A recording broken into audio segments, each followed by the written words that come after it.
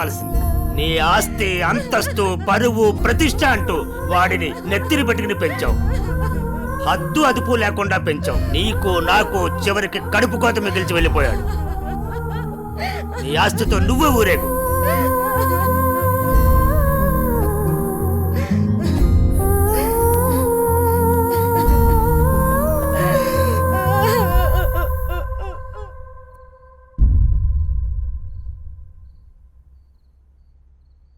ఏమయ్యా, తాపీగా కూర్చుని బాధపడుతున్నావా? ఏనాడన్నా నీ కొడుకుని సక్రమంగా పెంచావా? నీ తిరుగుళ్ళకి, వ్యసనాలకి నా జీవితాన్ని ఎలాగో నాశనం చేసావు.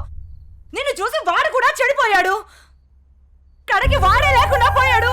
ఏ ఏ చెయ్యి లేస్తుంది. ఇది ఈ పౌరుషం కొడుకు గాడి తప్పినప్పుడు ఉండాల్సింది.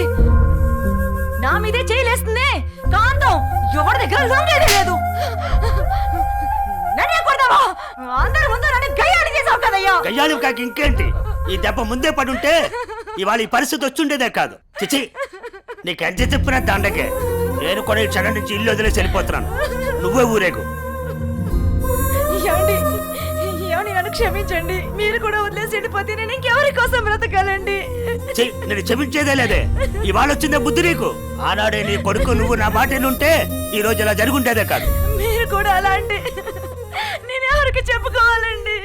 మీరే ఇంటి పట్టునుంటుంటే, మీరే అన్ని సక్రమంగా చూసుకుంటుంటే నేను ఇలా తయారయ్యేదన్నా. ఇప్పుడు నువ్వు నేను ఎంత ఏడ్చినా ఉపయోగం లేదు. బాధపడే ప్రయోజనం లేదు.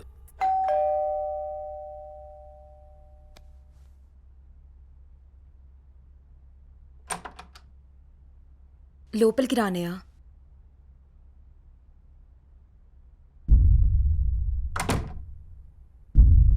నానా, ఇప్పటి వరకు నేను చెప్పానే జే అన్నయ్య తినే. నమస్తే అండి. కూర్చో.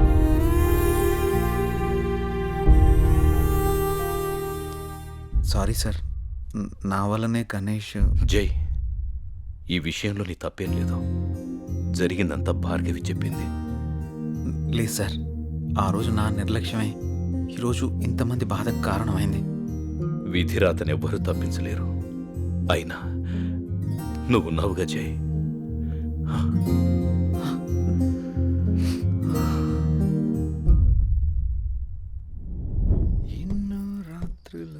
లోపలికి వెళ్ళి అబ్బాయిని బాగా చూసుకోవే. చిప్పుపింది.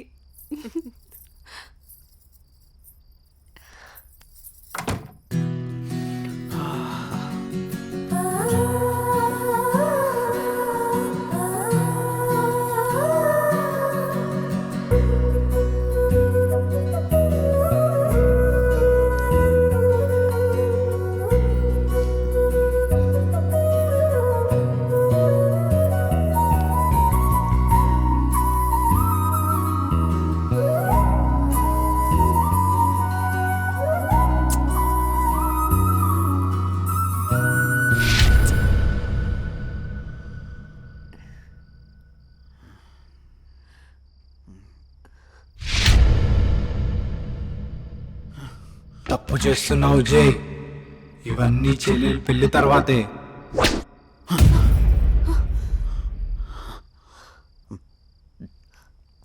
ఏమైంది జై? అనన్య, నాకు దీనికి కొంచెం టైం కావాలి. ఏమైనా ప్రాబ్లమా? నో ప్రాబ్లం ఏం లేదు. కొంచెం అర్థం చేసుకోవా ప్లీజ్? సరే.